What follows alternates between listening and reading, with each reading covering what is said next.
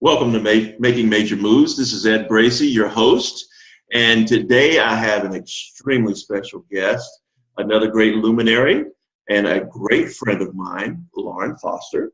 Hi, Lauren. Lauren is a speaker, a teacher, a life coach, and also a happiness coach. And she has a very unique goal of reaching 1 million people so they can. Why don't you make it clear for me, Lauren? So they can do what? I want to teach at least 1 million people the power that they have within them to create their own lives any way they want them and live the lives of their dreams, that we're not at the mercy of circumstances in any way. That sounds fantastic. Yeah. So I'm a luminary and a missionary. That's all right. You're a woman on a mission. That's right.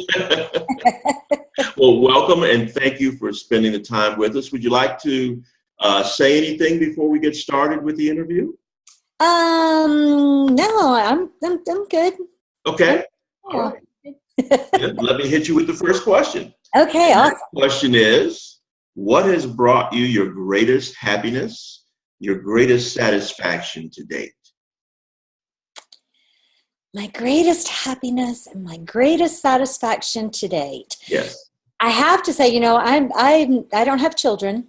Mm-hmm. And so I haven't been married for many, many years. So I have been very much independent and kind of charting my own course and making my own path. Sure. That got to go in whichever direction I wanted it to always. Mm-hmm. But I have to say that the greatest joy and sense of satisfaction was in finally realizing just a couple of years ago what my true purpose was, which I just shared with you, my mission to teach people to be happy first. And finally figure out what it is you were put on this earth to do and start moving in that direction, that there's no greater joy. You could do it all day long. And this is why I decided that I wanted to teach this, because I was having such a great sense of joy and fulfillment in my life. And I woke up every day going, oh, I just love my life. What a beautiful world it would be if everyone felt this way. Sure. And it's like a voice said, well, you know what? Go teach them. Go teach them what you've learned over this 30-year journey of studying positive psychology and studying the law of attraction and studying the way the universe works and how we are all really one with this universal energy that's beating our hearts and making the grass grow, making the trees grow, and that there is no separation between me and Ed. You and I are the same, and as we are with all of our brothers and sisters on this earth. And so when I got that revelation, I'm like, okay, I'll that's what I'm going to do. Now, I didn't know how. Mm-hmm. How do you be a happiness coach? I decided I was one. I decided, okay, I'm starting a company. It's called Be Happy First. And okay, what am I? I'm a happiness coach. That's what I am. Well, now what? Now, so what came next? Well, what came next was the ways in which to do that. It's like when the student is ready, the teacher will come. Absolutely.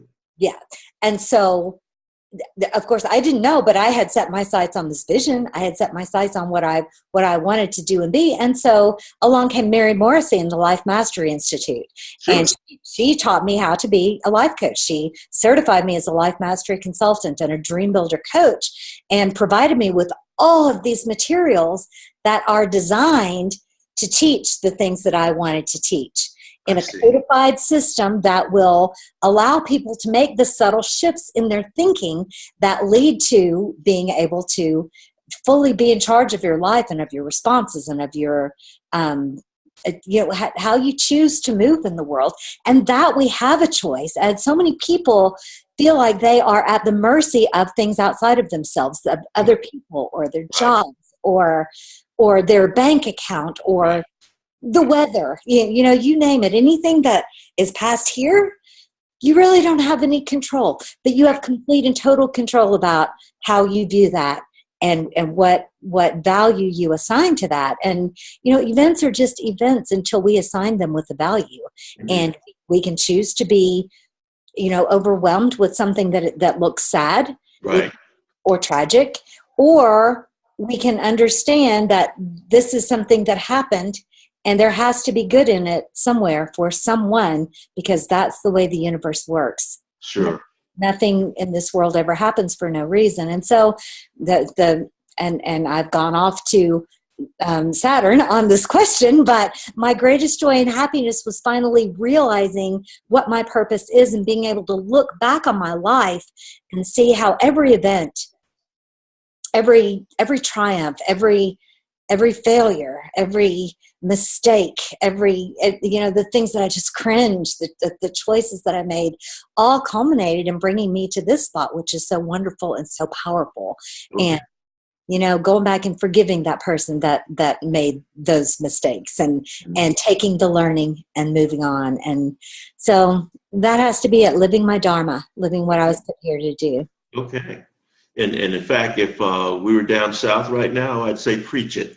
I agree 100%. You would say preach it this time.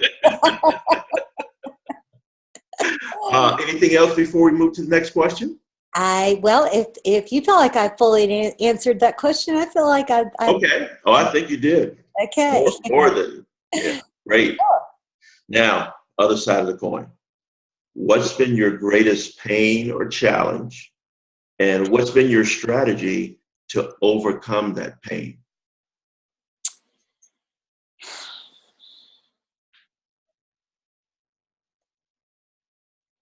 All throughout my life, I was born a happy child, and I was sort of neglected as a child, okay, which is a really good thing.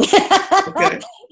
Oftentimes you hear people say, oh, I was so neglected, but I think kids today should be neglected a little bit more and allowed to figure some things out on their own a little bit more. So I was very much wrapped in love and very much wrapped in protection, but my poor mom was busy with my 5 elder siblings, and okay, she just did not have the time and energy to keep an eye on me every second. So I was wandering around learning things. And so as a result, I was very old. I was almost in my 20s before the world squashed my dreams. My dreams were allowed to flourish. Up until then, I felt like I could do anything, be anything, go anywhere. And finally, the messages of the world that, no, you are limited by your age. You're limited by your education. You're limited by, you can't be a famous actress. Do you know how many people want to be an actress and they never are? Lauren, you're a good singer, but you're not really good enough to be, they finally sunk in. Right. And I settled into being a wife and a college student but now shortly thereafter, I got into sales. Mm-hmm. And as we were talking about before, sales training is powerful regarding teaching you self-confidence, teaching you how your attitude and your energy completely affects the sales process and how yeah. And I fell in love with God at a very, very early age. When I was in my 12s and 13s, I wanted to be a missionary. And the rules and regulations and some mixed up messages that I got from the church kind of turned me away from that. I kind of got the message that God only loves you if you follow the rules. Right. And I didn't want to follow the rules. I wanted to continue how I had always lived my life up to 13. Doing things and discovering things on my own and breaking rules. And so I drifted away from that. But, as you know, I've drifted back. So anyway, my greatest pain, so I studied the law of attraction. I studied positive psychology, and I studied all of these things. And I was a great manifester. And I was manifesting in everybody else's lives. I was the go-to girl in my family. Whenever anybody was in trouble, they came to me for money. They came to me to be bailed out of jail. They came to me for everything. And I had quite a bit of ego and pride wrapped up in that. Well, around 2011, the brother that I was trying to help always died. Oh. My mother, who I was always trying to help, was a pauper in a state-run nursing home. My sister, who I was always trying to help, was losing her house anyway, and I personally was bankrupt and unemployed and homeless.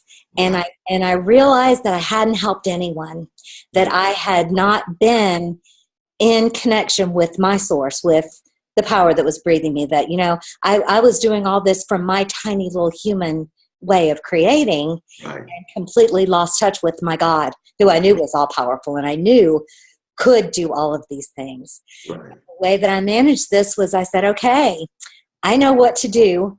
I'm going to turn my eyes to my dream, trust in my God to take care of these people that I love and get out of their business and stop trying to feel like I have more power to create than they do, because I don't.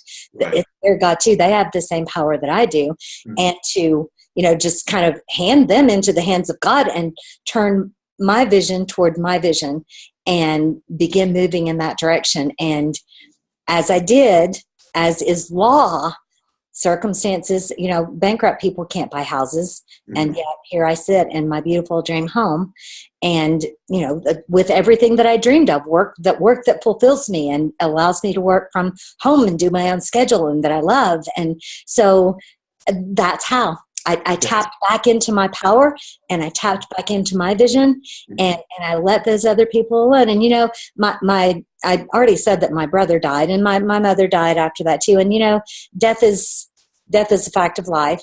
But, when I left my sister and all the other people that I've been trying to work in their reality, they got better.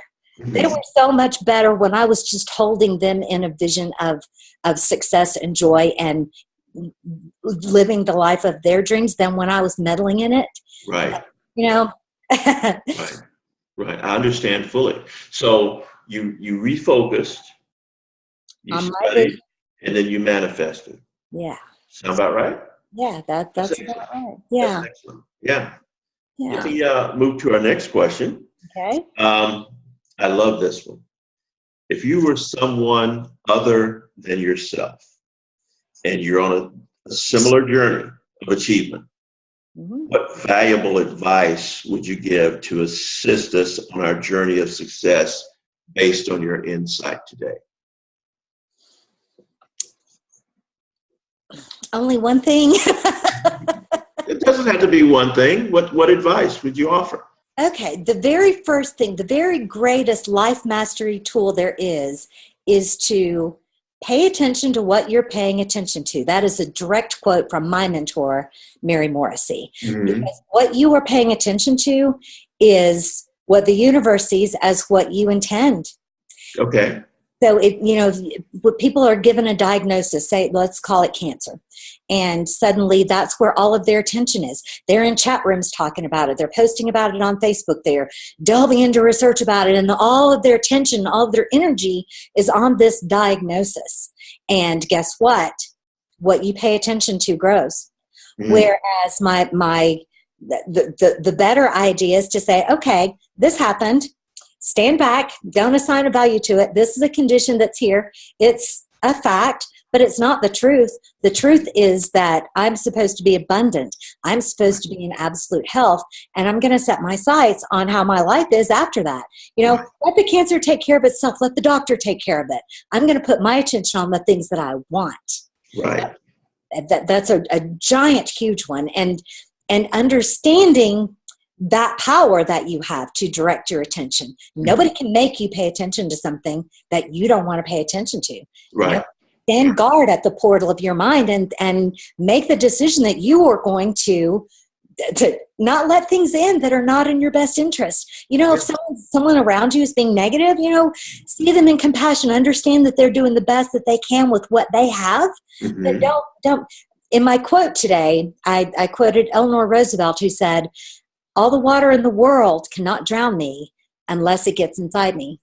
Right. And, she faced such adversity as an unattractive first lady, and the press were just horrible to her.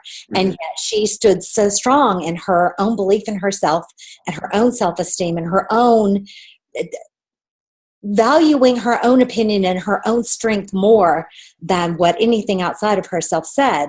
And she made a huge mark in history and made huge strides for women. Whereas, she could have just said, "Oh, I'm not pretty enough to be the first lady." And, she could have gone the other way. Right. And yet she didn't. And it's such a great lesson for all of us. Oh, it is.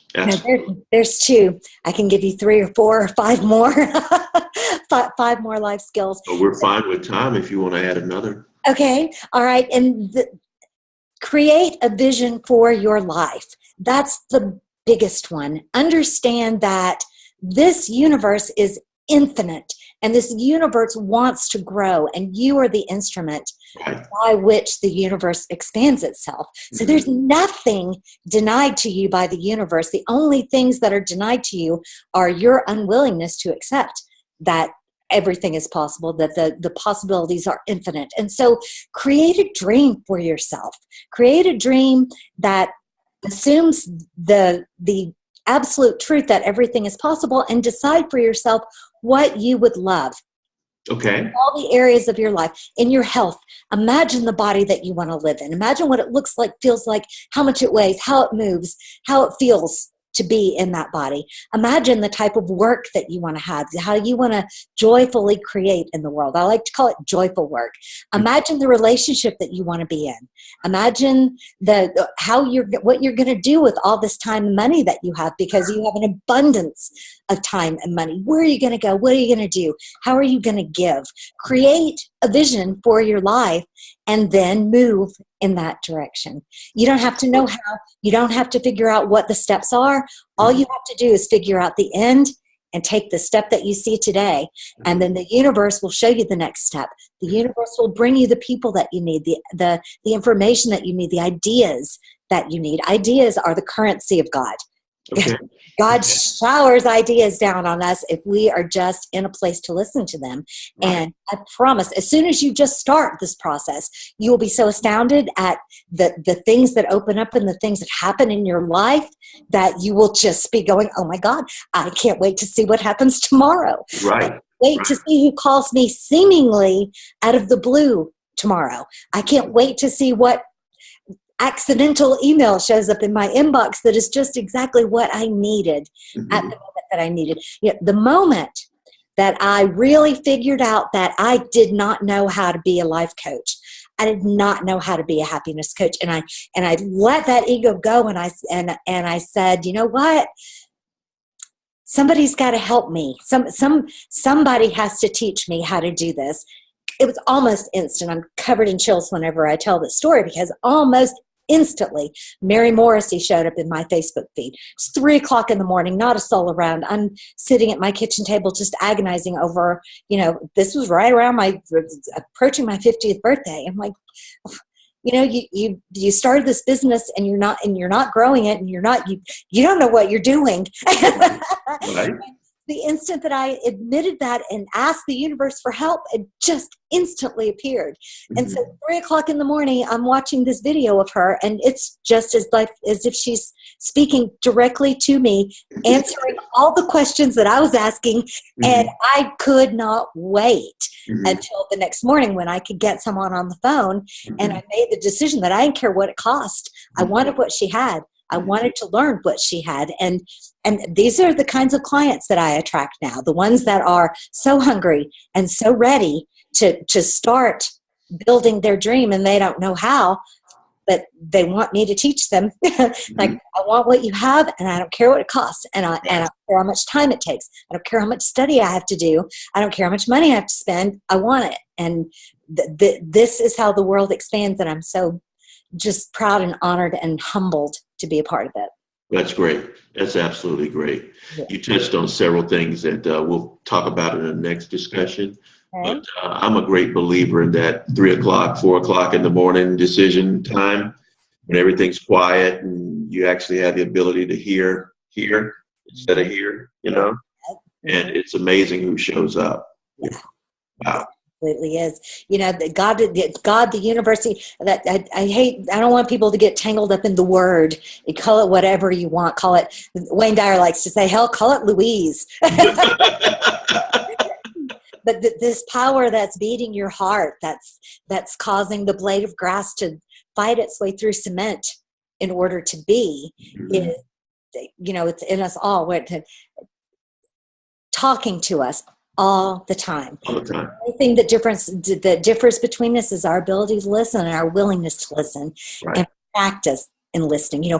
Another interesting thing that I wanted to add really quickly, if I could, is many years ago, I was, as I've told you, I've always studied this work, and I was at one stage, you try to convince people, you try to, you're like preaching, preaching to your brother and preaching to your sister, preaching to your friends. And, you're excited and you want to share, and it takes a little bit of knowledge and growth and maturity to understand that people hear when they're ready to hear. Mm-hmm. But I was trying to explain to my brother, my beloved brother that I love so much, one that's still alive, how God can speak directly to you. God doesn't only speak through preachers and priests, right, books. Right. God speaks directly to you. And he said, how do I know if it's the voice of God or the voice of the devil or just the voice of me? Mm-hmm. And at that time, I didn't know the answer. Mm-hmm. But now, after some, being exposed to people way smarter and way further along in their spiritual journey than me, is you recognize the voice of God the same way as you recognize the voice of your lover.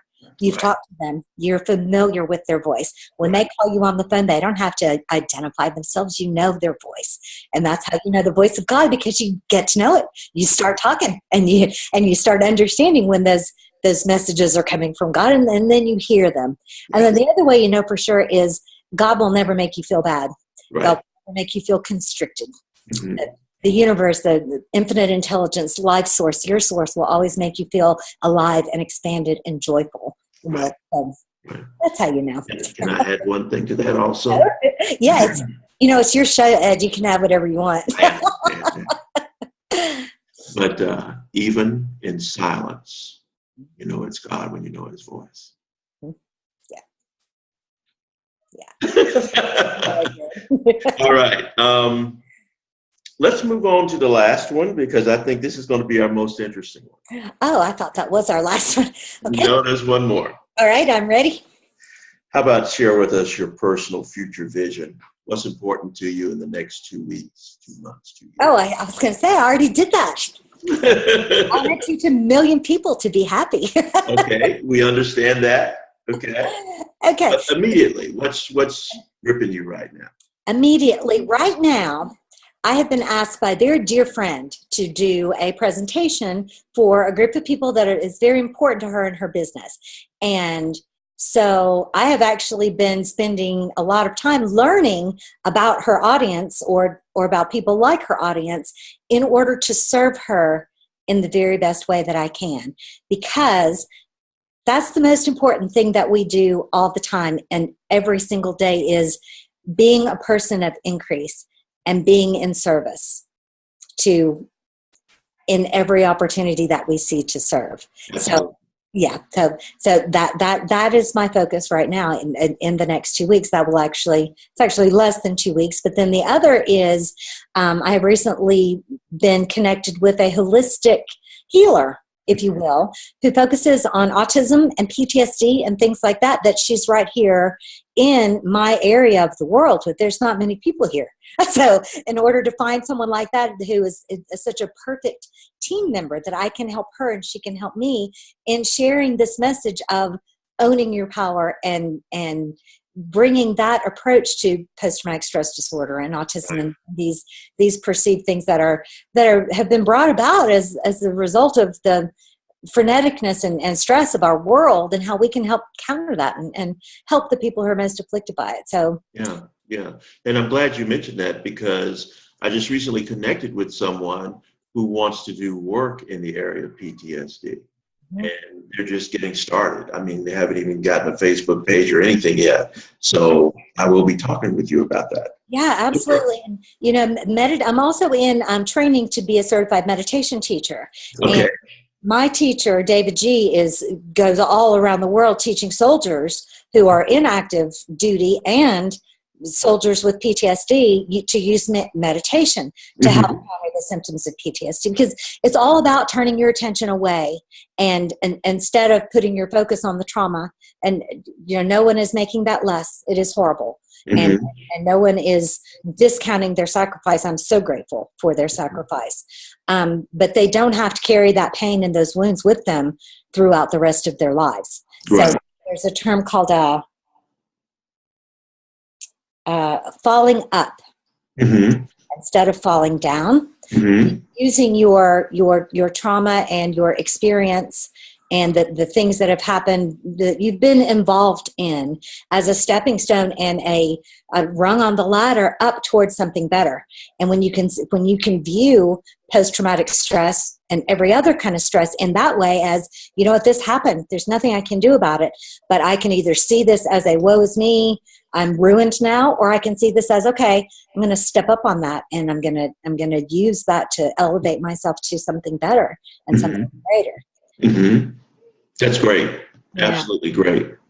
Well, before we conclude, is there anything else you'd like to share? Can I tell another really short story that's funny?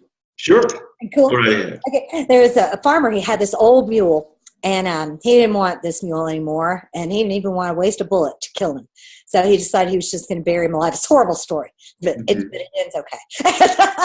Just before we did your listener, she's going to kill a mule right here.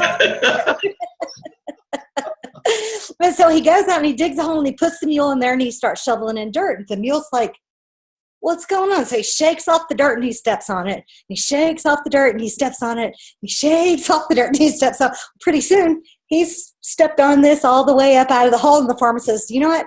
You're that clever and that determined to live. I'm going to let you live and find something useful for you to do. So that's what we do with the stuff that life pours on us that we don't want.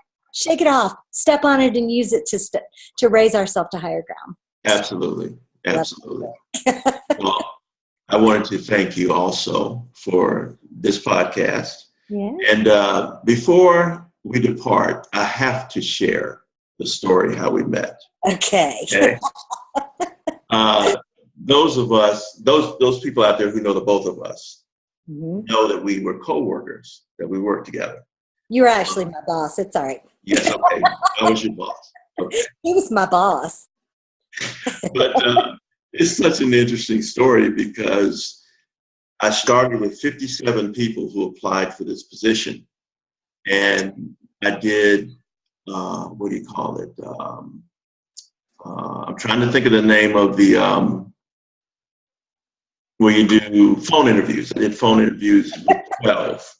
Narrowed it down to 3, and you were one of the 3. And you were my choice. But I got outvoted by everyone else in the room, and they chose someone else, who I ended up having to fire after 24 hours on the job. And it proved that I was correct all the time in what I felt in my spirit. Okay? So that was one of the great lessons of my spiritual life, to go with what you feel here. Yeah. Okay? Yeah. So I wanted to share that with everyone. And I wanted that job so bad. It was such an awesome job. And I didn't wish tragedy on anyone, but even after you told me that someone else was chosen, I still said, you know what? Anything can happen. Anything can happen. Yeah, so don't ever let anybody tell you that you don't have a prayer or it's over. There's things are always changing and evolving, and absolutely. Yeah, absolutely. Well, I thank you again. Thank you. And to everyone out there, be in tune for our next Making Major Moves podcast. And I thank you for your attention. Make it a great, great day. Thank you, Lauren. Thank you.